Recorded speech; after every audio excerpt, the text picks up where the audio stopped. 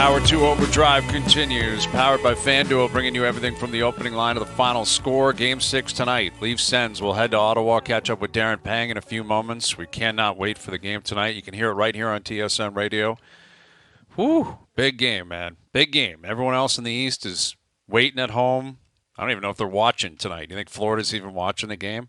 I told you they're watching. They're watching like high school bullies looking in the classroom through the piece of glass saying who's coming out at recess. Yeah. Yeah. That's how they're watching. Someone's going to have to fight them. Someone's going to have to take them on. Someone's going to have to take them on. Who wants it? Is Ottawa? You want to come out and play recess? Or do the Leafs? You guys want to play at recess? Because we got some angry people out here. So funny. Remember how... Got to take care of business. Remember when we were younger, how terrified you were of, like, if there was a monster out there that had your name. There was always a guy in grade 8 or 9 that looked like he was 27. You're like, that guy means business. That's trouble, man. Or if someone's like older brother was there for some reason, and you're like, why is that guy there? I have not been treating his brother well. No, we used to have weeks. That's the problem. We used to have the hill. Yeah. They'd be like, we'll meet you on the hill. And then, like, everyone would go to the hill, and there'd be a fight on it, man. And it was like a brawl. Oh, now all the time. It was a brawl. I remember. And, like, the teachers probably knew about it. They're like, I'm not going out there. Let them solve it. Who cares? Yeah. Totally different world now. Very different way world now, I would assume. Probably for the best. But, yeah, we'll see what comes of it tonight. And maybe we get a Craig Berube versus Travis Green, back and forth like we saw last night, because we will play this right here, because I find it funny. Like Jim Montgomery, the head coach of the Blues, I actually think he might have a point. He might have a point with what he actually describes here. I just don't recall the last time a coach went out, tried to get out in front of it. What he's doing is trying to protect Brayden Schenn from being possibly suspended. And calling Scheifele 55, I don't know, but it just had a tone. Remember, to it. That's Paul McLean. Remember, Paul McLean would do numbers. Yeah, that's right. Like not naming the player, just 55. Yeah. So this is Jim Montgomery after the game, head coach of the Blues, after Brayden Schenn's and Fox's big hits on Scheifele last night. Let's make it clear. 55 got hurt from the Faxa hit. He played 6 minutes after the Schenn hit. He didn't come back after he got rocked by Faxa. Well, I didn't know Monty got his medical degree. I'm trying to say how our player got hurt. He's way off base. Should not make that comment. There's some things that have been going on in this series, and that was a repeat of what we've seen before. A player leaving his feet and then hitting a player in a very unprotected spot, like hitting them in the sense almost blindsiding them. Not happy how the call was made. 2-minute minor. Not even looking at it is what I was upset about. And it is something that we have talked to the league about for 5 games. All right. Well, as I said, very Canadian. Like Monty, I think, is like a Montreal guy, and Scott Arniel's from Kingston. Don't kid yourself, man. When he heard Monty make those comments, he wanted to stuff Monty in a garbage can. Furious with him. Well, and he's not wrong. He's not like that. I don't recall a coach ever saying, "Hey, let's be clear." Like, let's be clear. This is what actually happened. I wouldn't want any other coach talking about any of my players. I wouldn't either. It but would I think drive me nuts, man. I think he might be onto something, though. Like Montgomery, he didn't leave after the Schenn hit. He did keep playing. Right. So, but you know what the thing is, guys? Monty had that in his holster because he knew he played 6 minutes. He played this amount. Like, he knew exactly that question was coming. So I agree. He was trying to diffuse it. And Scott Arniel has a leg to stand on. He came out, I don't know if you saw, between the after the first period, and he was reading the refs, the riot act. He was so angry last night. And saying, and he was pissed. But rightfully so, because they win, but who knows? We don't know the nature of the injury. It could be a concussion. It could be on the Faxa hit that he sublexed his shoulder. Who knows? Or, because they were big collisions, and if you go back into the games, because I'll be honest, the games 3, 4, and now 5, Scheifele got run over, like hit hard. And he's not wrong. He's been targeted because what happens, you target the other team's top players, and you make life hard on them. And if you get an opportunity to get a lick on them, it's called, you get a good hit on them. And that's what makes me sad for Scheifele, is he was in a tough spot there, took a little peek, and Schenn hammered him. And that's now he's not even flying with the team. And it sucks, because you're right. They're going to have to try and win in that building where St. Louis has won 14 games in a row now in that building. Mm-hmm. They got to go in there and try and close it out. I think they can do it, but it's going to be a lot tougher not having your best player, your number one centerman in the lineup. And no guarantees he'll play Game 7 now. Well, if you're not even flying with the team, that would suggest this doesn't mean you're miraculously going to be ready to play Game 7. No, exactly. Like Scheifele could be out for the long term here, and it just changes everything about the roster. Like, now what? You play Namestnikov, you play, Lowry played a lot of minutes, as he should last night. But what are you going to do? Like, who are you going to? That was a big discussion leading up to the trade deadline. Can you find someone to really help you up the middle of the ice? It's been a nasty series. Here's a guy that's very familiar with both of those teams, every team in the league. Here's our main man from the NHL on TNT. Here's Darren Pang. How you doing, Panger? Easy, I'm doing fantastic. In fact, I'm situated here in Noodles' old house right here. So, Noodles, I'll take care of it for you. All right, buddy? I got way more notes than you've had. I saw you there a couple of weeks ago when the Hawks were in town. So. But all good, fellas, all good. I know you were talking about that game and the hit last night, and the other hit by Faxa as well, on the same player. And I know that he hit Faxa, but he still played for 6 or 7 minutes, and I saw the coaches going back and forth a little bit on that little negotiation. But those are two heavy hits against Scheifele, especially the one by Schenn. Absolutely. It was a monster hit. And you mentioned you're in Ottawa, so you'll be watching this tonight, Game 6. From a Leaf perspective, considering their history, considering what we saw from them out of Game 5, what do you expect to see out of the Maple Leafs tonight early in this game? Well, you would think there would be a little bit more grease. Just spent a little time with Chief, and Chief has always been a guy that influences or likes to preach to his players, don't just give the puck away. No hopeful, wishful passes. And you guys all know what that game's all about. You get around the perimeter and you try to feed it into the slot. But Ottawa, the last couple of games, I think they've done a great job of taking away the slot. And I think if you're Toronto, and I think that's probably what Chief wants to tell these boys is hold on to the puck. Hold on and wear them down and see if you can get a little chaos in the offensive zone instead of trying that pass that's not working, always trying to make that next play. So in my just conversation this morning, like you guys, I'm sure it's get some grease to your game, get some battle, hold on to pucks, get more shots from the point, get to more rebounds. If I'm not mistaken, guys, and I think they're the worst team in the playoffs at rebound chances. I mean, they're only getting 1 or 1.5 or 2 rebounds per game. I mean, that's crazy. So not enough traffic on the inside, not enough getting through, and not enough greasy stuff or juicy rebounds in front of Linus Ullmark. Darren, there's been a bunch of talk about the key players for the Maple Leafs in the last couple of days because of their inability to close out games. Of those guys that we all know who they are, who are you most fascinated to kind of put eyes on as the game starts? Oh, there's only one for me. He's number 88. More so than 34. More so than 34, Panger. Yes, more so than 34. Okay. I think this is just me, but I think Pinto and really Greg and Amadio, I think they're going to do a good job, and they're going to be heavy against them. They're going to get the last change. They're going to be on the interior. Austin, to me, he's a big part of it, for sure. But man, when I watched that last game with William Nylander, I think this is a game that Nylander gets some speed. Nylander gets the puck, stay on the hunt a little bit more. I thought there was just a whole lot of that going on. In Game 5, a game in which your power play's struggling. It's gone 0-for-7 in the last couple of games. You're a big part of the team. You want the puck in the neutral zone, and if it's not there, you got to find a way to get the puck back. So, I mean, to me, even more so than Austin, I'm going to go towards Nylander. And especially with Pacioretty on that left side for this game, I know, and if I'm not mistaken, they played the most 5-on-5 minutes during the regular season with Pacioretty on the left side. So I know there's been an alternating left winger, with those two guys, with Tavares and with Nylander. But man, I would have to think that if you look beside you and you disappoint your teammate, and your Nylander that's doing a little bit of that and not getting into the grunt of things, I think that would be pretty disappointing if I'm a Leaf teammate.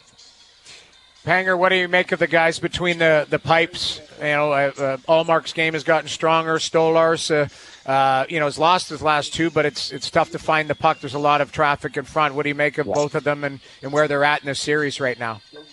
You know what, Noodles? I think it's a tale of two net front presences going on right now, and you know as well as I do, you see pucks that are shot from the point and nobody's on the interior. Noodles, I could even stop some of them. How do you like that? I love it. I caught one between the bench the other day with my wrong hand. I think I still got it. But you know, when there's a swarm of moving screens and flash screens, and then there's guys that hunker in and stay there, every other series has got 4, 5, 6 guys in front of the net. And that to me is the difference in the two. And but yeah, does Allmark have a little confidence in swagger? Absolutely. Neither one are facing a whole lot of even strength shots. If I'm not mistaken, 14 against Allmark in the last game, only 17 against Stolarz. So there hasn't been a whole lot of that greasy stuff at 5-on-5. With Darren Pang. No, you're right, and it's interesting. Games 2 through 5, Pang, have been very similar. Like game 1, the Leafs got off to a quick start. They're up 2-0. Their power play's cooking. They ran away with it. The building was really going crazy. But the last 4 games have been very, very similar. And I'm curious, the mentality you think the Leafs could have coming off of being shut out. You don't see a ton of shutouts in the playoffs, man, especially for a high-octane offense like this. Like the mentality of the Maple Leafs. You talked about what you expect to see, what you think the messaging will be, what they have to do. How much of your analysis and, I guess, projection of what the Leafs could do tonight is trying to read their minds and figure out whether or not they're up for the task of raising their game and stepping up in the biggest moments? We will find out about that right off the hop. I mean, that ability to get on the inside, that ability to take a hit to make a play. The vocal, what I'll be watching here is between the benches is how vocal it is. When it's vocal, it's confident. When it's not confident, it's quiet. And who's the player that steps up? Who's the player that keeps everything going and keeps everything alive on that bench no matter what is happening? So how are they going to deal with pressure? How are they going to deal with the fact that, the power play has let them down? And I know it's the past, and I know it's, you got to go back in history, but I mean, I'm going back to 2018 when they're 1-13 in clinching games and only scored 25 goals. Like, why is that? Why is that haunted them? What happened? O-Dog, what happened when you were Maple Leaf? I played in the good years when you and Cujo were playing and you were battling like crazy. Like, where's that battle? Where's that gumption in a game like this? Because I really think, I know Ottawa's playing with house money right now. I mean, for them to win the last 2 games and bring it back home, I mean, that's great on them and great experience for so many of their young players that are they're just figuring this out. But now, you know what you're going to see from Brady Tkachuk. You're going to see a bunch of boys that are going to have a lot of energy and enthusiasm and get this place going and try to shut down the big boys of the Toronto Maple Leafs. So maybe there's some guys in the bottom 6 that can change things up here for Toronto and give them a little life. It's not always on the big guys all the time. You could also, they're getting the O from the D, and now they got to get it maybe from the bottom 6 and help them out a little bit. That gumption, Panger, and that jam, whatever you're looking for, I think the fan base is probably, maybe they're past this point, but they're thinking, if again this year they can't show up in a clinching game to get it done, are we just fooling ourselves to even expect it after all these years? I think that's kind of where everybody's at. Yeah, and O-Dog, I've been on with you guys, this award-winning program for all season long, and a lot of times we talked about, Chief coming over because of my experiences of being with Chief, and these are the moments, these are the moments that you drive it through their sometimes thick skulls because they want to do things still going back on what they want to do before. And he wants to take them into another avenue of holding on to pucks and wearing down the opposition and being disciplined in that area. So to me, this is a big test for everybody. I mean, certainly for Chief, making sure it's done the right way and the players to follow suit. And, this morning, so many guys talked about not letting down the guy next to you.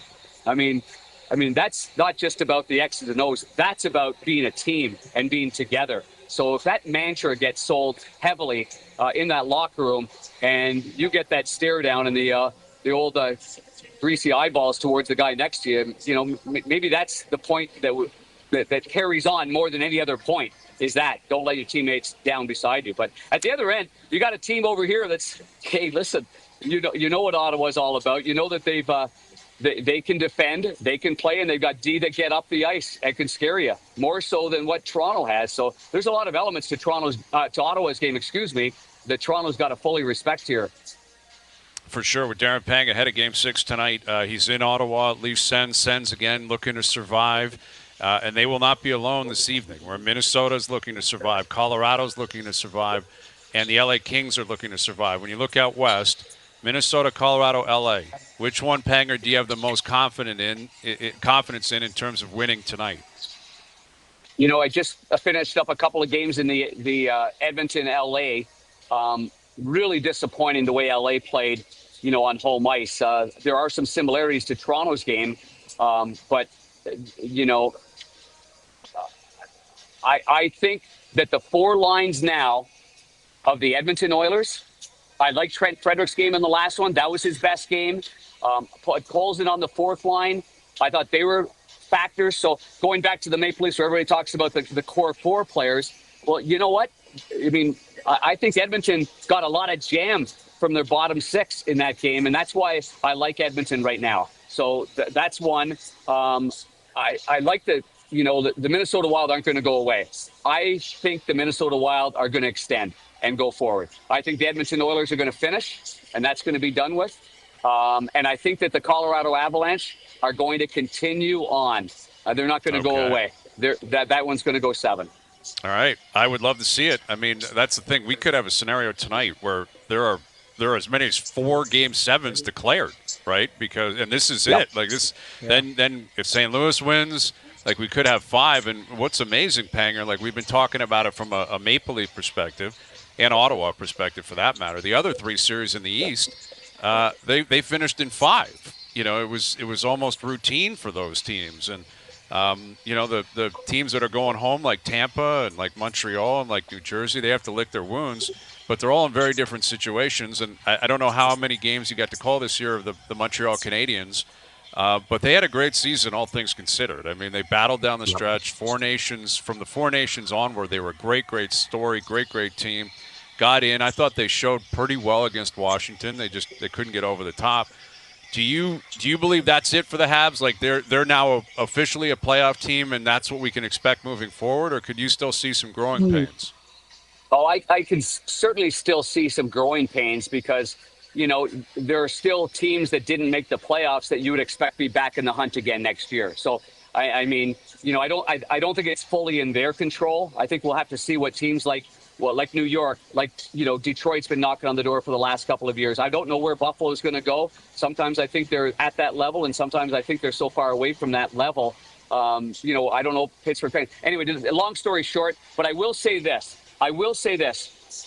When Washington made the playoffs last year and lost in 4, I'm sure there was a lot of managers out there saying, well, why get into the playoffs if you can't challenge or if you can't win or you don't have that team? You know why?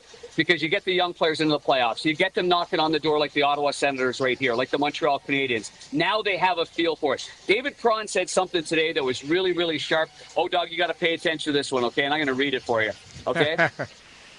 You haven't played in the NHL until you played playoff hockey. You haven't played playoff hockey until you've won a game in the playoffs. See, so, there's going to be so many ebbs and flows and disappointments, and you're going to think you're there, and then you're not even close. And then you're going to think you're really close, and then you're so far away. So, but getting into the playoffs, for me, you got to dip your toes in there. You got to get involved, and that's why I think that Montreal and the Ottawa Senators will have the advantage over the other teams that I mentioned next season. Darren, before we get you out of here, I'd want to ask you, you're back in Ottawa. Who do you think, if you went to a restaurant or a bar, would cause the biggest stir? Yourself, James Duthie, or Jim Ralph? Wow. Well, we'd all be at the Chances Are with Brian Kilray. So that's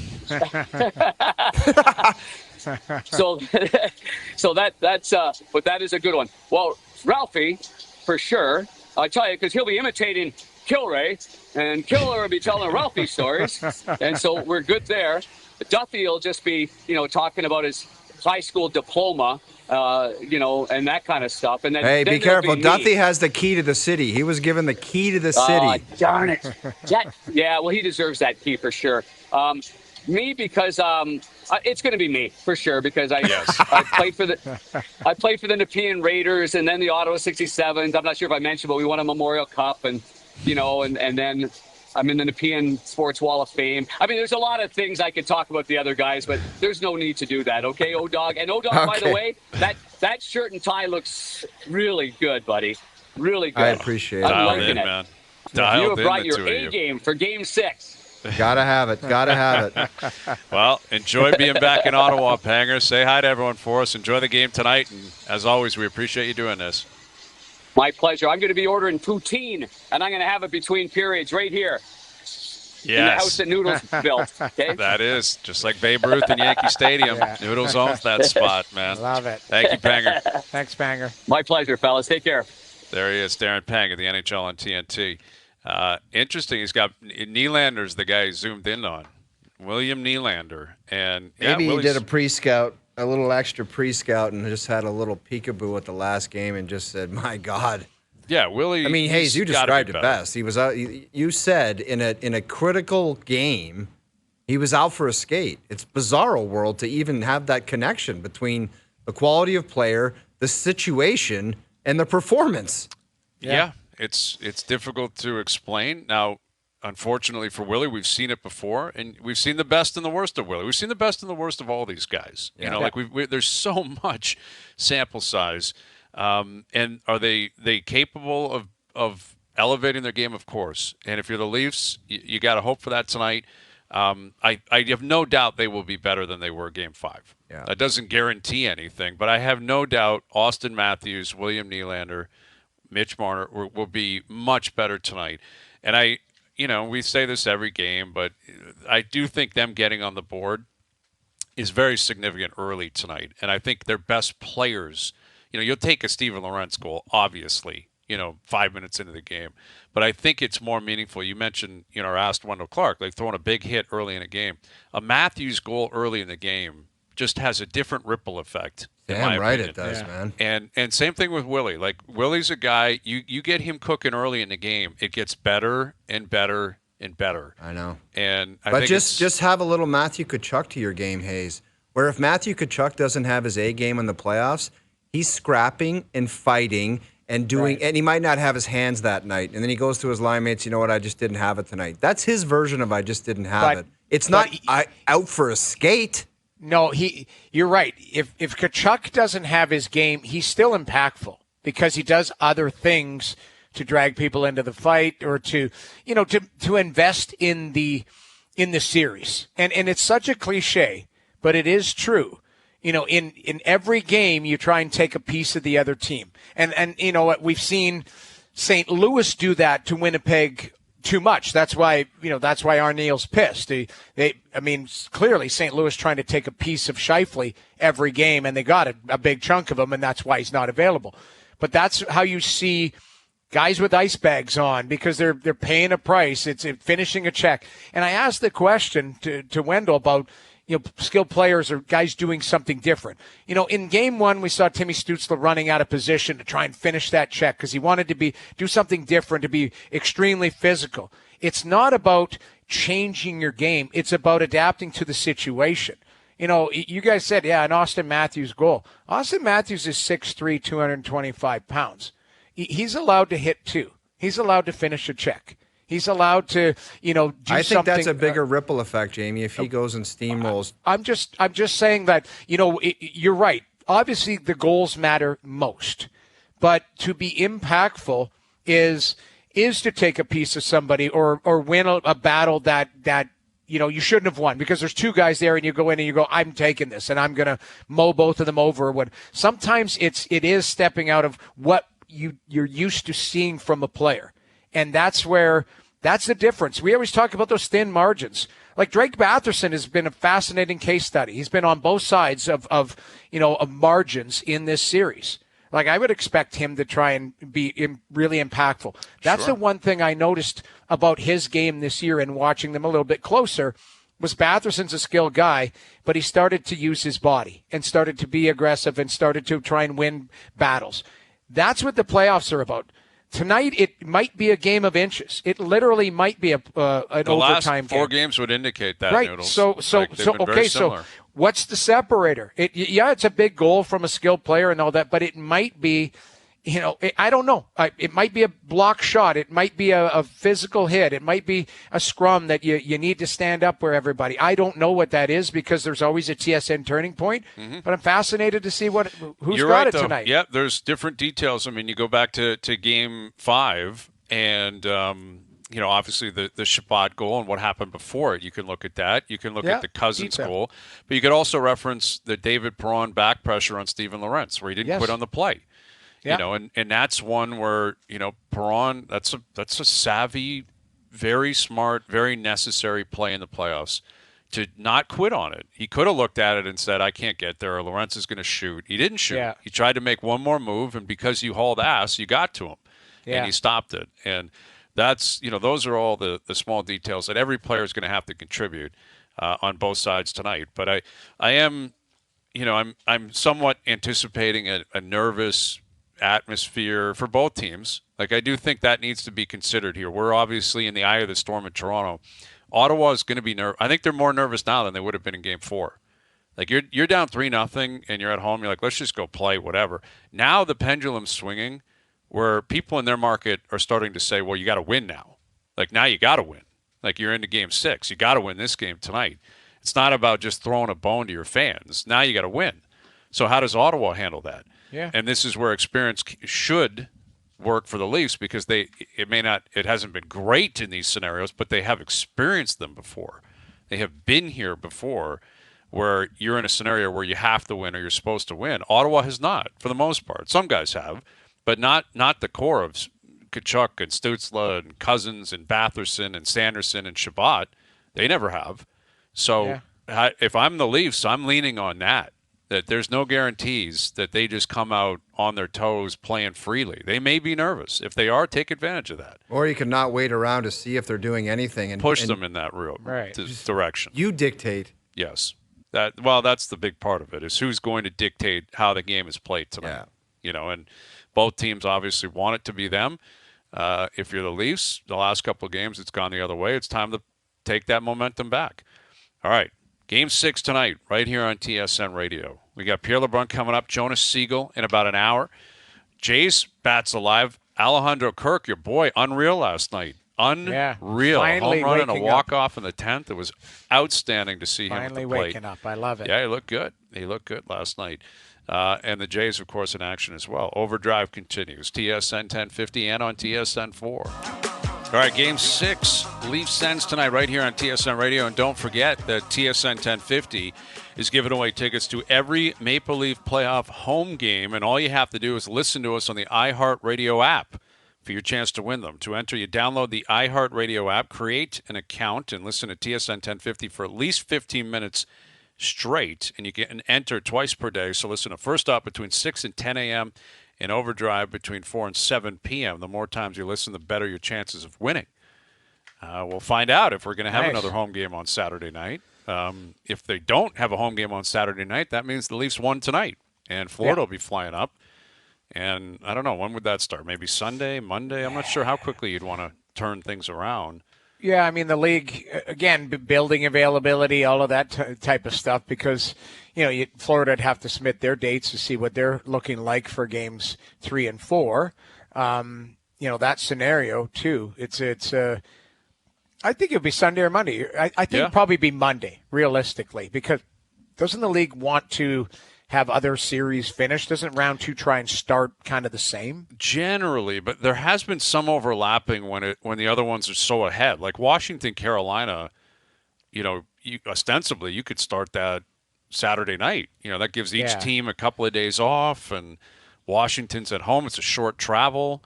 I don't think they'll do that because I do think I'm pretty certain we're going to have a game 7 or 2. Right, this weekend. I'm pretty certain of that. And if it's teams on the East Coast, you don't want them to overlap or anything like that. Right, But I could see a daytime game this weekend between Carolina and Washington. Yeah, I could see daytime. Sunday at 3:00 or something like that. And then I know you hate it, but it's and then you have the game 7 because the game 7's got to be prime time. I would think. Yes. You would probably want, let's say it's Colorado Dallas. Yeah. Saturday or Sunday night. Because you've got a lot of chances tonight to close out series or to extend series. We got 4 games and all the series are at 3-2. So game 6 for example, game 6 for Winnipeg and St. Louis is tomorrow night. Game 7 is Sunday. So, you're right. Like, I don't know. I realistically think they probably go, okay, we're going to start the second round Monday type That's of thing. fine. That makes sense. Yeah. That's right? the latest it could go. The first round is Sunday night. Right. I like that idea, don't you? Like, just reset everything and start on Monday. Well, let me look at what would game 7 for the Oilers. It would be Saturday if there's a Oilers Kings one. Mm-hmm. Like you're trying to look at the dates of potentially some of this Dallas Colorado. Game 7 would be Saturday. Cool. So we could have 3 game 7. And what about Minnesota Vegas? Saturday, May 3rd. 4 So game you could have 4 7s. game 7s.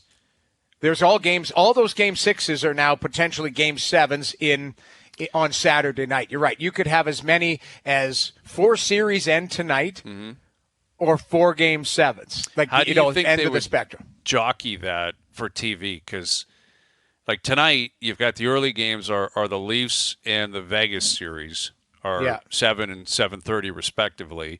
And then Dallas, Colorado, LA, Edmonton are the late night games. Right. I don't know if you want, you don't want 2 game 7s at 9:30 or 10 p.m. Eastern time.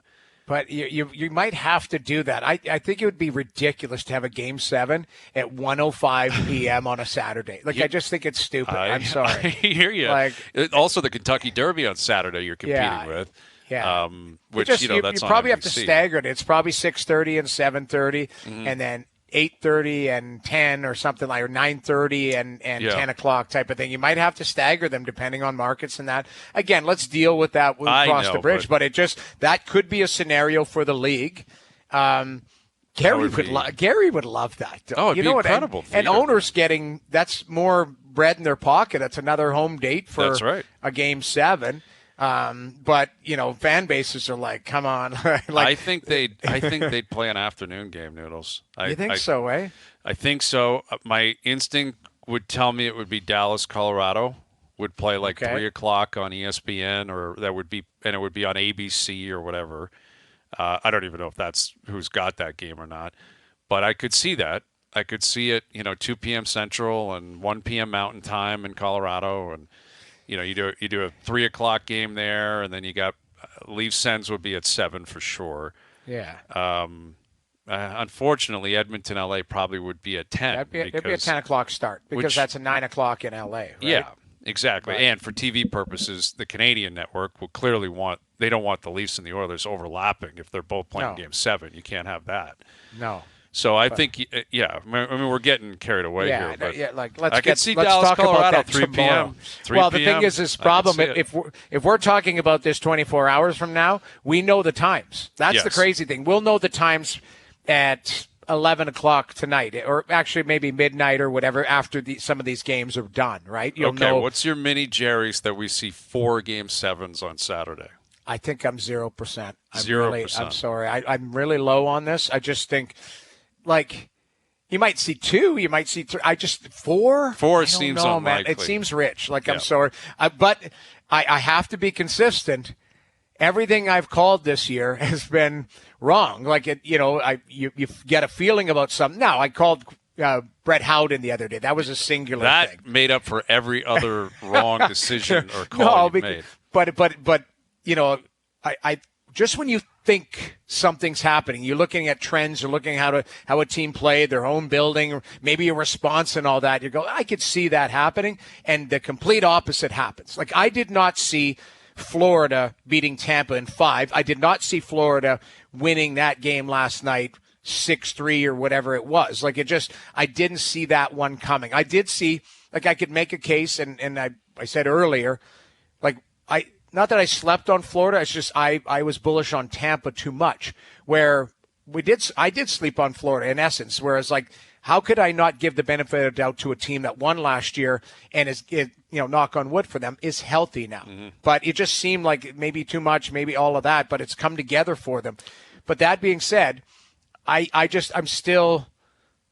shouldn't be 0%, but I'm in the low. I'm not far off zero. Yeah. I'm not far off zero. I think it's more likely we get 0 Game 7s than we get 4.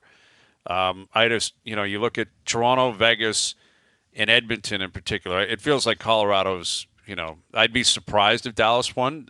That doesn't mean they won't. Obviously they're a very good team too, and they've clearly got some sort of a formula here on Colorado. And Heiskanen's not playing tonight. Robertson, right, I guess, is day-to-day, closer to day-to-day than week-to-week, but he's still not playing. But that hasn't factored in negatively for Dallas in their 3 wins. But the idea of Toronto, Vegas, and Edmonton all losing tonight just is not a parlay. Like, I wonder what FanDuel would have those odds at. Like, that would be a high odds. Like, I don't know. Can Doogie cook that up? Yeah, I think we can cook something up to see what what all of them would be, that we get 4 Game 7s. What's the likelihood on that? Well, that would pay out massive. I think it would pay out massive. And, big time. And honestly, like, it's weird. I don't know how you felt about it, and I don't know how much of the Winnipeg game you watched last night. I liked Hellebuck's game. Statistically, it stunk, though. He's 16 for 19, right? So you give up 3 goals. They gave up a moldy one near the end. It was a missed assignment by Shen, and comes off the boards. But I didn't love the second goal he allowed against, and that made it 2-2, and it kind of made things tense. But I liked his game. I liked his response, and I think the team was a lot better in front of him. So yes, as I was telling before, to go hand in hand. But the overarching story, like, they won and they looked really good, but Scheifele's up. Like, that's a massive blow heading into jumping on that bird today, heading down there, and knowing, there has to be an adjustments, and other guys, last night, Nemestikov stepped up. But can he do that in a Game 6, in a Game 7, potentially, where, Scheifele is a physical beast. He's a big guy. He's ultra-skilled, all of that. You can do it on short term. I can get it. Within a game, you can have a guy elevate in that. Can you, continue to ask guys to do that for multiple games? In multiple games, that's where your depth gets challenged.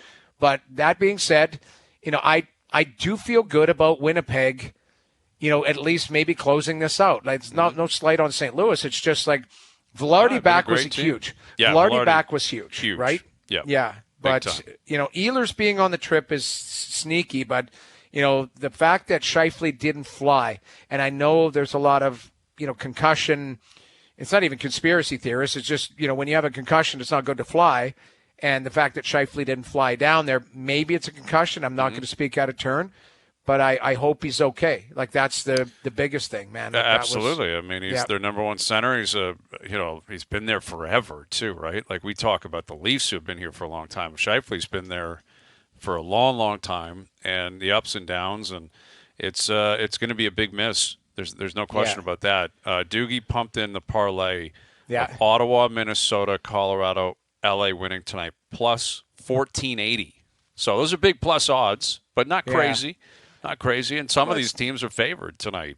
Well, it's not like plus 5,000 or plus 8,000. No, it's not something crazy. It's not initially. Initially, did you think that was going to be a bigger number than plus 1400? I thought possibly. Just, the idea of connecting on a 4-game parlay is tough, especially when you're dealing with, some these teams that are up against the wall, and they might be there for a reason. Like, I think Toronto's a better team than Ottawa. I think Vegas is better than Minnesota. I think Edmonton's better than LA. So, you're going up against it. Dallas and Colorado are a coin flip. But we'll see what comes of it as of tonight, like you mentioned. All right, we'll get to Pierre LeBrun in about 20 minutes. Jonas Siegel coming up from the building again tonight. Leafs Sens right here on TSM Radio. We'll get to our best bets, powered by FanDuel. And the LA Lakers are out. Yeah. And the 3-ring circus of LeBron, Luka, and J.J. Redick is it's very Hollywood. But Anthony Edwards and Rudy Gobert and company, they went in there and just smacked the Lakers around. Yeah. And now you got to wonder, where is LeBron going to go? Where is Luka going to take this? We'll get into that. The Jays with a big, big comeback win last night. It was 6-0 at one point. 6-0 going into the sixth inning last night. And all of a sudden, Santander with a big home run, Kirk with a big home run, and Kirk walks him off in the 10th. That was much needed. So we'll touch on that as well. Overdrive continues, TSN 1050 and on TSN 4. All right, so big news here when it comes to the Kentucky Derby. We had our world-famous segment, Pucks and Ponies, with Eddie Olczyk yesterday. Yeah. And Eddie was basically waiting for a horse to get pulled out of the Derby. And this just came across the wire that Bob Baffert, your boy Bob Baffert with the big hair, I guess he has a horse named Rodriguez that will be scratched. So he's out. And Eddie O's horse, the 21 horse, is into the Derby. Knew it. You know what? I'm telling you, he's like an insider. He knew that was coming, but he probably couldn't 100% share that information. He's like, keep an eye on it. If this horse ends up in the race magically. Like, right. Well, of course. Like, well, that horse is in. The horse, I think it's Beza is the name of the horse. Oh, Eddie Olczyk. You know he's got Bob Baffert on speed dial, man. He can talk to Bob Baffert whenever he wants to. And Eddie Olczyk with a great call. I love it. All right, so the Lakers are out. And it's always a circus with the Lakers. You know, there's certain teams, the Leafs, the Lakers, the Yankees, the Cowboys, you know, they're just, the brands are so big, the media attention is so massive. And when you attach LeBron James and the trade of the century, Luka Doncic, and then J.J. Redick and his whole approach, because J.J. ruffles feathers, right? Because he's got his approach, a little bit arrogant at times. He's very, very self-assured, which I'm fine with. Yeah. He was a very good player, and he knows the game. He's a really smart basketball mind, but he kind of gives it to people at times. Yeah. And I think when it goes against him, like the knives come out, right? It's like that's the way it works, man. Look at Bill Belichick. He's getting ridiculed now, and so many people were waiting for Bill to let his guard down so they could go at him. Yeah. And Redick, I think it's kind of similar, different approach, but similar in ways. So they lose, they're out. And LeBron James is asked about, you know, the lack of size, which was really exposed. I mean, Minnesota just completely destroyed. Rudy Gobert had 24 rebounds last night. Here's LeBron, his response to what happened, the way he was asked to play, and it's led to a lot of people analyzing it. I'm curious how you feel about this. This is LeBron post-game last night. Yeah. LeBron, basically from mid-January on, right when AD got injured, you guys started playing a lot of centerless basketball, and that required a lot from you and Doe and Rui and then Vando once he got back. Just from a physical, like, taxing standpoint, how tough was that for the last 3.5 months to play that style, and do you feel like that caught up at all in this series? No comment. I'll never say that because my guy AD said what he needed, and then he was gone the following week, so I got no comment. I put that uniform on every night. I gave everything I had, and that's all that matters. All right. There's LeBron, man. It's so, like, it shows, I don't know. Like, I did my job. Like, he just, like. Go talk to the front office. You know, they're the reason we're out in 5. Yeah. I don't know. That's the thing about LeBron is he brings it upon himself. Yeah. You know, where it's finger pointing and it's everyone else. And listen, I think you got to be reasonable here. The guy is 40 years old. The fact that he's still playing at the level he's playing is remarkable. Yes, it's incredible. But the more you play, if you're playing, your resume is going to continue to develop. And he's 2-12 in his last 14 playoff games as a Laker.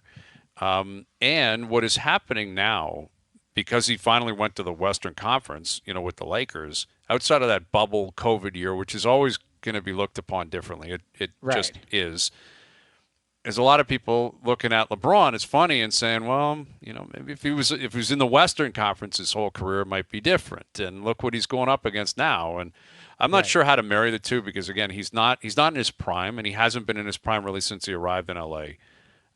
But he loses a lot in the playoffs. Yes. And Luka didn't help him, and Redick didn't help him. But, man, you go down in 5 in the first round. That's tough for an all-time great. You know what it is? You said the longer you extend your career, yeah, it can help or hurt you. Mm-hmm. Now it's starting to tarnish him a little bit because in the end, when, we always talk about Marty Brodeur near the end of his career. He's in St. Louis and he's making skate saves and people are like, what's going on here? And it doesn't look that good.